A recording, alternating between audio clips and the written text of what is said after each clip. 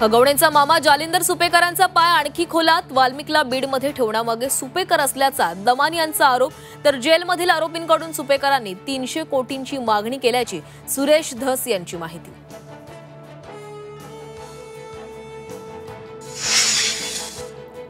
Hagawane JCB विक्री प्रकरणी आता थेट इंडसइंड बँक चौकशीच्या फेऱ्यात, म्हाळुंगे पोलिसांनी बँकेच्या लीगल डिपार्टमेंटला आज चौकशीला हजर राहण्याचे आदेश।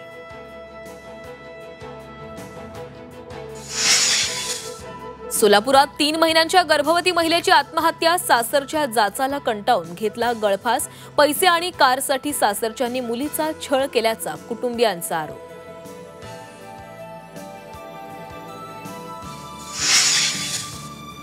हॉटेल विट्स प्रकरणात शिरसाटांच्या अडचणी वाढण्याची शक्यता, विट्स लिलाव प्रक्रियेचा अर्ज झी24 तासच्या हाती, लिलावासाठी केलेल्या अर्जात फक्त दोघांची नावं, शिरसाटांनी दावा केलेले 5 पार्टनर कुठे गेले प्रश्न उपस्थित।